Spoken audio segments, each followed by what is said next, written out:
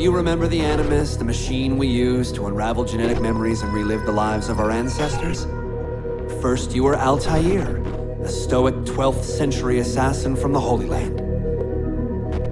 Then, you were Ezio Auditore, a wealthy Italian with charisma and a talent for revenge.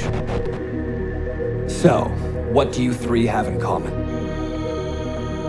That's right, the Apple of Eden. That strange artifact left behind by those people. The ones who came before. You know the apple's power. You felt it for yourself.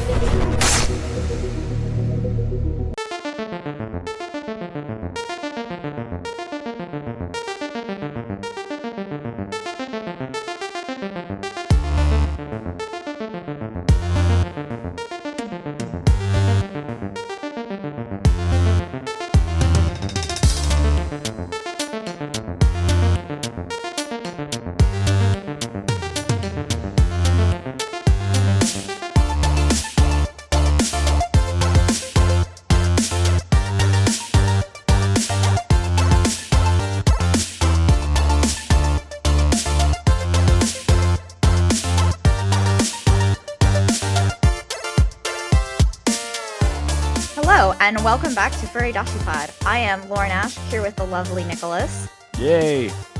Awesome. Sorry, that sounded really bad. No, I'm in a good mood today. Yeah, we're actually super high energy here, which is probably why our intro is pretty tame, which is interesting, I think. But anyway, all this to say that there was something fundamentally in game design, and especially in games writing, that I forgot to talk about. And so we're going to be recording something really exciting for you guys today, which is world building and how to craft a game's story through its world and what that really means. Yep. So this is a part of game development that really gets into the weeds and into kind of the fundamental production issues that we've talked about in different episodes. You know, I have a systems design background. I don't have an environment art background necessarily, but there are a lot of times as a level designer when environment art and how an artist wants to portray the world and then how the narratives had set the tone, the mood, the atmosphere are sometimes in fighting with the level design, right? What you want the gameplay to be. But all of this, right, can be solved and or at least mitigated slightly, though conflicts will always arise, with really good, proper world building. And a lot of that stems from a lot of the same principles we use in fiction writing and in screenwriting as well. Yep. So with this introduction, I'm super excited to finally dig into world building. And to start us off, Nicholas, why don't you go ahead and let us know what is world building, just generally? Yeah. So world building in any writing scenario is not just about like what you're going to put into like whatever particular media you're going to produce, be it like a film or a game or TV show or whatever. But it's also about sort of like having an entire sort of conceptual background where it's almost like if you figure that out first, if you figure out like the entire structure of the world, maybe it's like economic system, its history, like what the social relationships are, what the political relationships are, like what the various like nation states, if those exist, or if they don't exist, like that's also an option. Like you could have just anarcho communes everywhere. But once you determine those things, and once you have like a fairly good sense of how all of those things interact with each other, then it actually helps you immensely because you then sort of like come up with a particular character and a particular sort of like story that you might find interesting. And by like setting it in that world, it actually helps determine a lot of the details for you. It also means that like whatever media property you produce can then also be easily expanded upon. So like, you know, if the thing that you produce ends up being very successful and people want to learn more or like have like future adventures in that world, then you've already done a lot of the work that will help determine the subsequent stories that you want to tell. And this historically has come from genre fiction, especially like sci-fi and fantasy, although horror as well. Although classically horror tended to take place in like our world, but in just sort of like a slightly off version of it.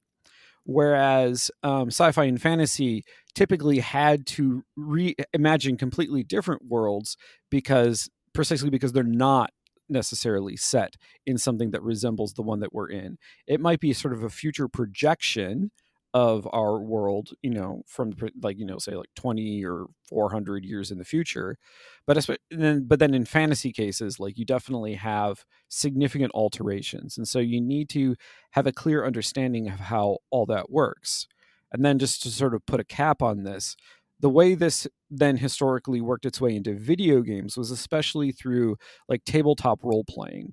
So like then the idea of world building in genre fiction became fundamental to tabletop role playing, because literally, if you think about, say, like the rules in a game like Shadowrun or Dungeons and Dragons, or like literally just pick whatever system, because it's a system, it literally then all of the rules and all the stuff, all of the books are then essentially explaining the world to you, because the idea is like, here's all the world building material. Now you, as like, the GM and player characters, you can now tell your stories using this information in much the same way that the writer would use all of that background information to sort of help determine, what their characters are going to be like. Yeah. And so what Nicholas is fundamentally bringing up, right, is something that when we think of world building, we tend to align it with hard world building. It's going to have realistic facts, systems, rules, and it really immerses the player through creating like a holistic, like, universe. Yeah. It's something that has detailed lore documentation, and a lot of the Dungeons and Dragons references, Dragon Age, any sort of role-playing game that you play, say, like concurrently, that has these aligned, like magic is aligned with some sort of fundamental rule set of the way the world works, Yeah. right? Magic systems then of themselves are like a rule set system that in the world building is also matched, right, by gameplay mechanics. But there are, interestingly, the way that this arises into conflict is a different set of world building that we actually see a lot more in genre fiction, young adult fiction. And that type of world building is more character driven, but it's also soft world building.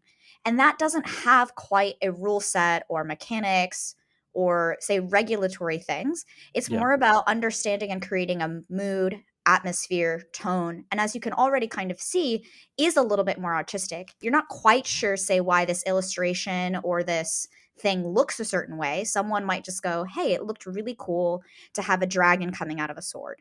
Okay, yeah, but why is the dragon coming out of the sword? What's the stats? And then now you can see, right, where someone's going, well, what's the purpose of it? What's the reasoning behind it? Is fighting with someone who's soft world building. This is a dragon sword. Is the dragon alive? I don't know. Maybe the dragon is a metaphor, right? And so suddenly soft world building and hard world building fight. To give like very specific kind of rule game examples that are going to lead slightly on the spectrum towards hard world building, to give you like a middle. If Dungeons and Dragons is hard world building, right? It's got like there's no reason for me to explain that. I was going to explain and I was like, I'm not spending 5 minutes doing that, right? I would say on the soft world building spectrum would be something like Legend of Zelda Breath of the Wild. Okay. Right? Where that type of game is one where you kind of understand what's about the world, and it does have a lot of in-depth systems and mechanics and gameplay, but you're not quite sure exactly like, how does just throwing a bunch of herbs into a pot like magically create food? Like, I mean, right? Like versus literally in Dungeons and Dragons, like there is a module called the Homebrew, and it is just a cooking D&D game. Like I love that. Right? Yeah. So in there, it's like, no, every cooking thing has a spell. And when you eat a muffin, like you're going to gain some weight. So you move slower, but like you're going to be really hyper and actually like move fast for like just a little bit and then crash. Versus in like Legend of Zelda, it's like you get some more hearts because you made a good muffin. You get less hearts because you made a bad muffin. And you made this muffin from roots and twigs you found in the ground. Right? So that's kind of soft world building. And then it also has this majesty to it, this mystery, right? I would actually also consider Outer Worlds a little bit, right now, stepping back into, say, the middle, right, of hard and soft world building. Outer Worlds is one of those that kind of starts as soft world building, where you're kind of uncovering more and more about the universe as you complete every loop. Is it Outer Worlds or Outer Wilds? Outer Wilds. That's Outer Wilds. Yeah. Oh my God. Okay, so Outer Wilds, right, while is on the Legend of Zelda side, Outer Worlds is very much not on the Legend of Zelda side and is in hard world building, and I get this confused every single time. Thank you for both releasing in the same year and making it really easy to tell you apart. I'm sorry to everyone at Obsidian. Outer Wilds is kind of there as well, because it further and further throughout the gameplay is now going kind of to that net neutral. And interestingly, I would actually put, now this is where we get into genre fiction, right? And we get into kind of what are character driven stories. When you think of a linear single player game, I would put Uncharted almost in the middle of where it's one of those, right, adjacent parallel universes where it's like, hey, treasure hunters could exist in our real world. There are real facts, right? And, you know, Tomb Raider is in this as well. But at the same time, it's like, why are there bad guys trying to fight you? Right? Especially in Tomb Raider, where it's like, why is this cult there? Right? Yeah. And I think that that's where it's one of those ones where it has that fantasy and that fantastical element to it, and kind of both properties. Even though I think Uncharted is more like, I am a real world, a lot of the Tomb Raider content is very much like, I don't know why this mystical Jesus object is even necessary for you to steal at this point. Like, you have to give it back because of the mystical Jesus prophet object. Versus in Uncharted, it would be, this is not a mystical Jesus, right, product. This is just an item that has been passed down through generations, right? So I think it's interesting to kind of see that that has like a soft and yet hard world building exists already, because it's like, it's in our world, right? So it follows like an existing rule set.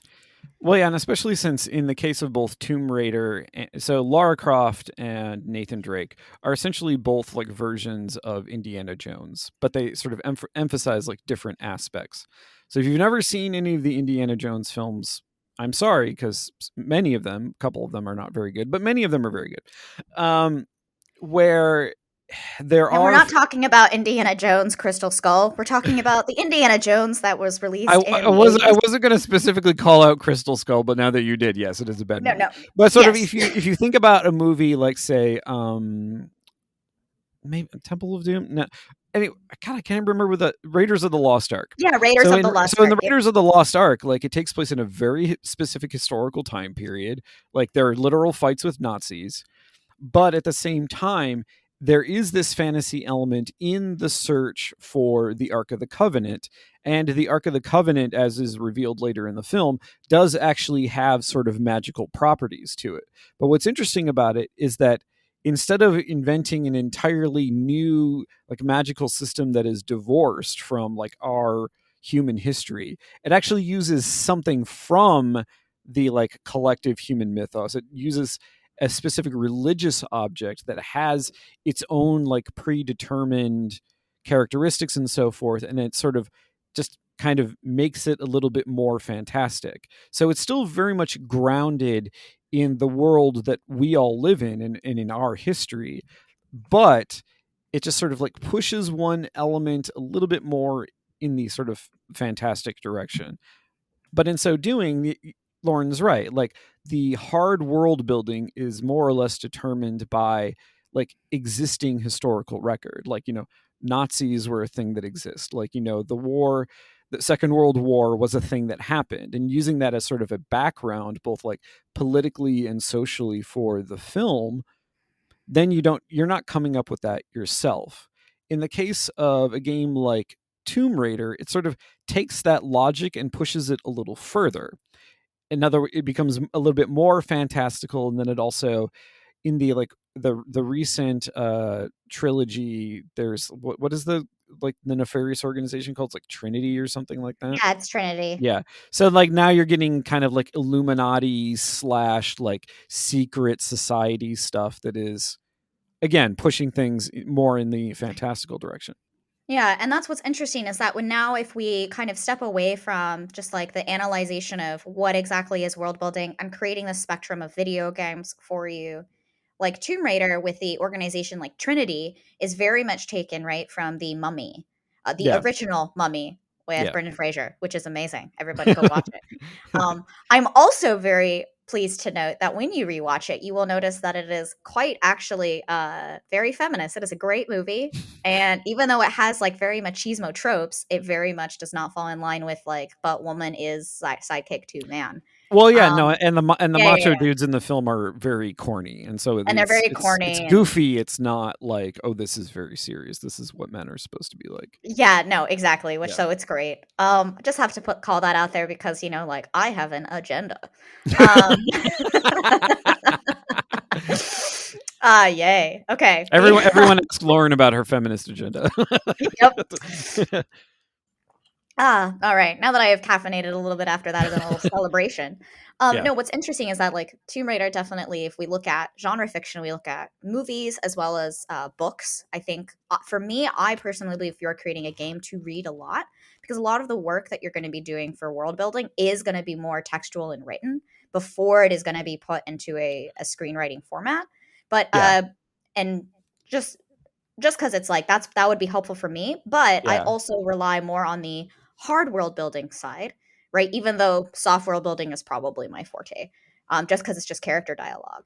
And I would say the Mummy showcases how like a movie does soft world building, since it is in our existing world, right? It's using rules and understanding and mechanics and systems we already know. Like fire does not, exist underwater, for example, right? Yeah. The laws of physics are not changed. Yeah, they're mostly the same. Yeah. They're mostly the same, but it has that fantasy element that now you get in the software building that somehow, right? Trinity in Tomb Raider, right? And the kind of like antagonist, like mummy guard. I guess I forgot his name. Was it? Yeah, but basically his Imhotep, I think. Yeah, Yeah, Imhotep. Yeah. I think. Imhotep's kind of like guard slash cult, right? Is evil. And like when they come back, you now have these like societal things that are mapped onto existing cultural references, but how they progress, his powers, what he's actually able to do, while it has some sort of like realistic component, is really all fantasy, right? Yeah. And then they can kind of change what they want to do it based on the reactions, right, of the viewer, but the reactions of the characters.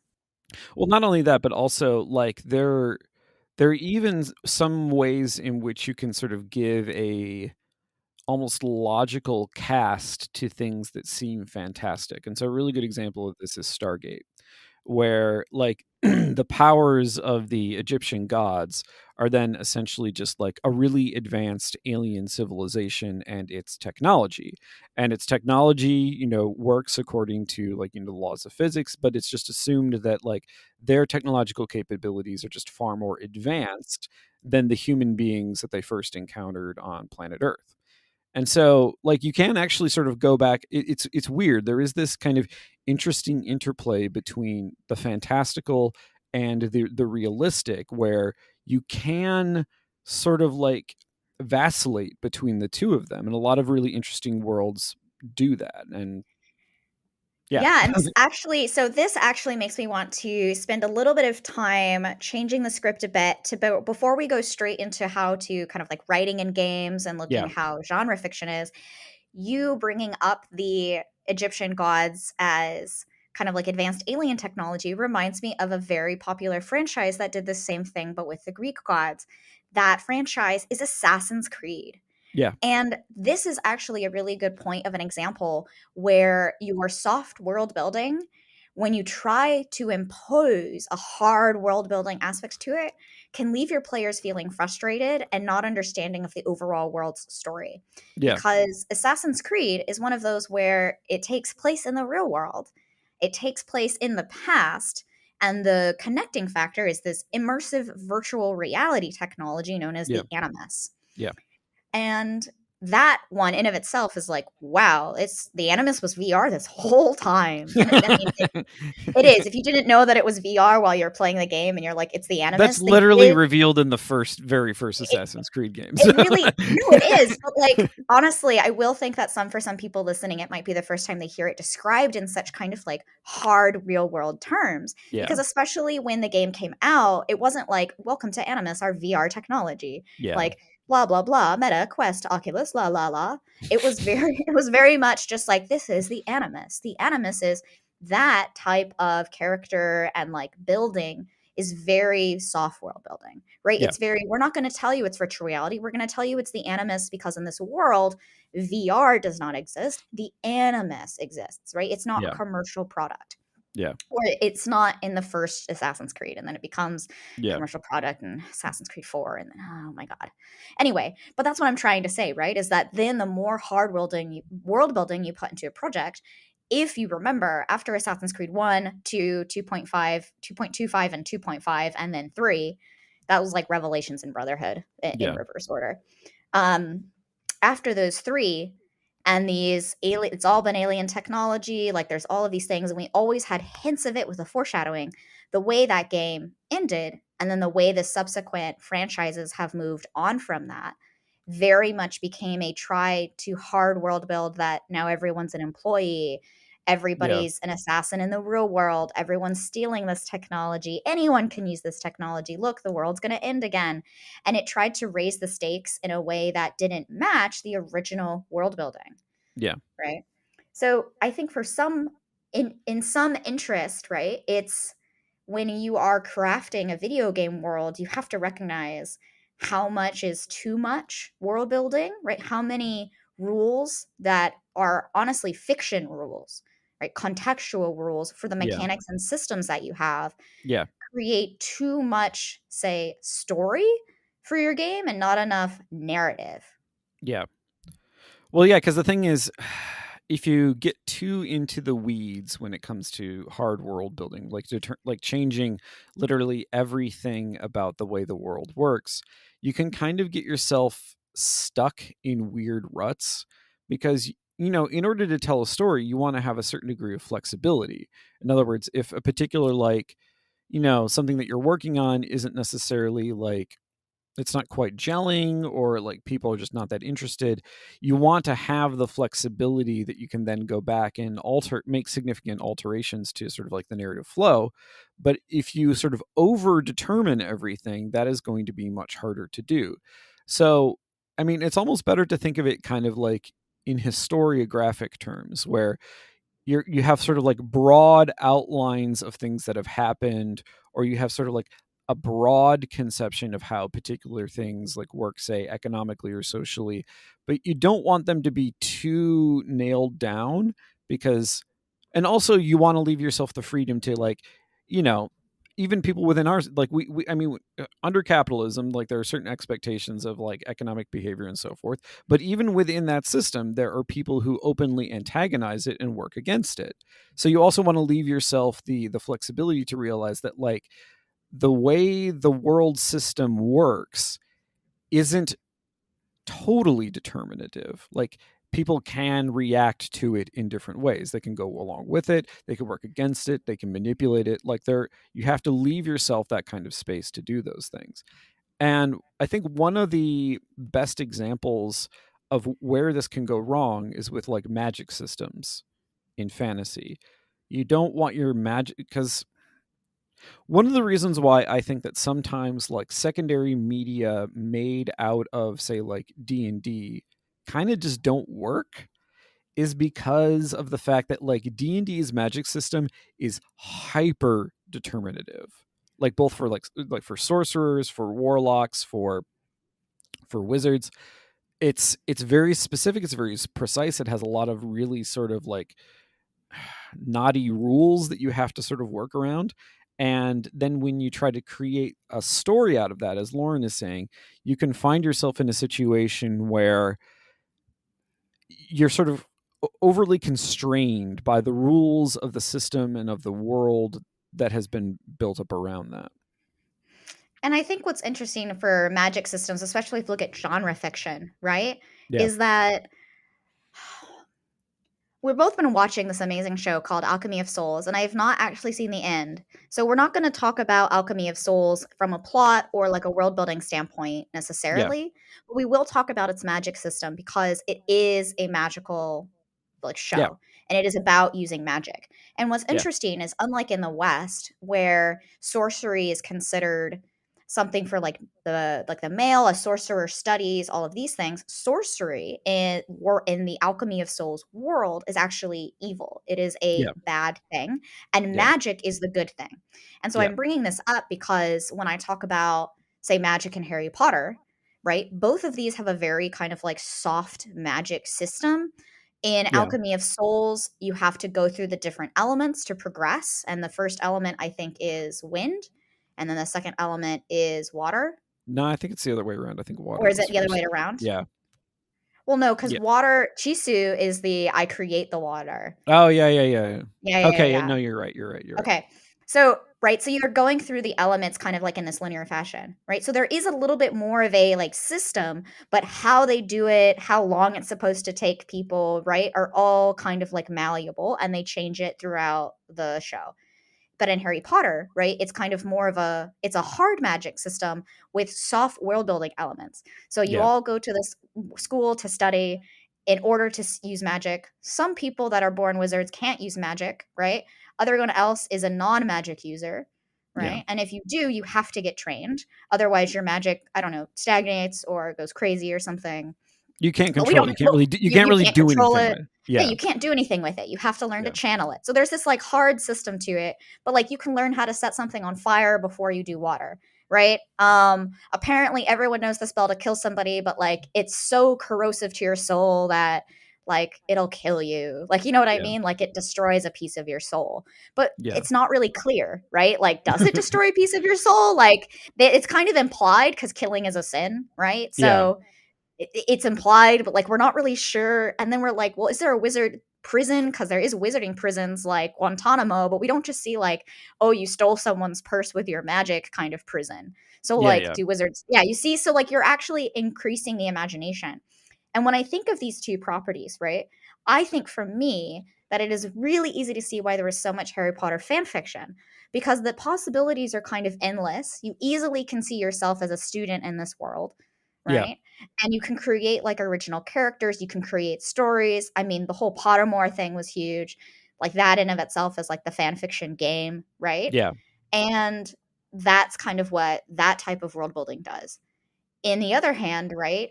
Oh, sorry. I was just gonna say, on the other hand, right? You can see yourself in Alchemy of Souls, but there's just quite a few more rules and a few more unknowns that you're not quite sure. You don't feel like you would be a magic user. Like it doesn't feel more open. Yeah. Um, yeah. And then I guess the other example is like a lot of people would love to live in Lord of the Rings, but for the reason that you know everybody's like place in society. Like if I was an elf, there would be all these elf things I'd do. If I was a dwarf, there's all the dwarf things I'd do. Yeah, yeah, yeah. Well, there's not Right. a lot of social mobility in Tolkien's world. You are pretty much what you're born as, which is, very English. Yeah. Well, it's very English, but then when you think about it, it's very Dungeons and Dragons, right? It is and it isn't. Well, Yeah. because a lot of, but the chicken and the egg work in the opposite direction there, because I a lot of know. what exists in Dungeons and Dragons is essentially just an attempt to sort of like codify Tolkien-esque fantasy.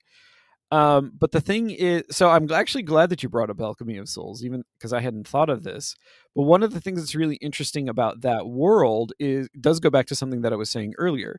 So yes, you do have a very rigid system in that sort of fantasy universe, where like a particular kind of magic is very clearly evil, a particular kind of magic is very clearly like the right way of doing things. You literally have to go to like a mage school to learn the right way to do things, and then there's also some cool sword fighting involved as well. But what is especially interesting about the particular story that is told there is that if you look at Jungkook's like his own personal story, he very much bucks all of the like expected ways of doing things. And so that is precisely the kind of flexibility that I was talking about before, where you can have a fairly determined like world and like all the way things are supposed to work, but you can still set things up in a particular way where people don't necessarily like behave in full accordance. In other words, you can have a really elaborate system, but it's not determinative. And then really sort of like the determination is the thing that you actually want to avoid, I think. Yeah. No, absolutely. And I think this actually is a really great place to kind of tease out and understand what these types of genre fictions really give to us. Yeah. Because you as the player are determining the narrative of these spaces. And when we look at creating worlds, much like our own, you mentioned this with capitalism, right? Yep. Capitalism is something that a lot of people buy into. A lot of people, like say they perpetuate by their actions. Yeah. But capitalism as a society, there's also the ability to say actively antagonize it. Yes. And that is a moral structure. So when you are looking at creating worlds and you look at the genre fiction, especially in science fiction, the dystopian, right? Utopias, right? What went wrong to create this cause, right? Yeah. All of that is a moral dilemma, right? A moral problem. And so Yeah. when we look at the foundations of whether we're watching like a favorite movie, whether we're watching TV shows, whether we're reading genre fiction like science fiction, right? The problems posited in, they say, Star Trek, right, are much different than problems posited in Star Wars, but are Yeah. both at the end of the day creating these moral dilemmas that the characters have to struggle with and to understand. Yeah. And when we bring that into video games, we can make it very apparent. Like, this is your Paragon option and this is your Renegade option, right? The light side and the dark Yeah, side. I mean, well, the thing is, Or we don't, right? We can exactly. do it more subtly. And sometimes the more subtle option is actually the one you want to go for, because I don't know, like when it comes to sort of, the BioWare, do you pick the red side or do you pick the blue side? Because they always seem to be red and blue for some reason. That kind of feels just like you sort of like your classic role-playing game where it's like, oh, did I put points in this thing or did I put points in this Yes. thing? Whereas in a game like, say, BioShock, I know we use BioShock as an example all the time, but at least we're not talking about Dragon Age for once. In BioShock, sorry, that was a burn directed specifically at Lauren. BioShock, sorry, Dragon Age is still a really great game. We still love it, et cetera, et cetera, et cetera. But the reason why I bring up BioShock is because it has a very clear world with a very clear, like, political outlook that it sets you in. Like the world of Rapture has this like very specific libertarian / like anarcho-capitalist worldview, but what it does, instead of sort of just like, did I put points in capitalism or did I put points in anti-capitalism, through its story structure, it allows you to like make choices that push you more in one direction, more in another direction, or even kind of split the difference between the two. In other words, you are given the option in terms of the game mechanics and player behavior to make choices that are more moral, but at the same time, like, deplete or sort of like lessen the like power of your player character, or you're also allowed to make choices where you can increase the power of your player character, but you have to make choices that are fundamentally immoral. And so the thing is, in that instance, it's not about like, it's not about sort of like fiddling with things in your character sheet. It's about gameplay. And when you do it through gameplay, at least in my opinion, then there is a much more, despite what Clint Hawking has said, there's a much more seamless like relationship between the story and the narrative and the gameplay elements. Whereas in the case of like, character sheeting it feels like the gameplay elements become kind of separated from the narrative. Yeah. And that is a great place to end. We wanted to thank everybody for your continued support of the Furidashi podcast. Once again, we do have a Patreon, so please go ahead and subscribe so that you can get access not just to bonus episodes, but to even more further bonus content and direct access to our Discord. We hope to see you there, where we can continue building our own little world of the Furidashi game class.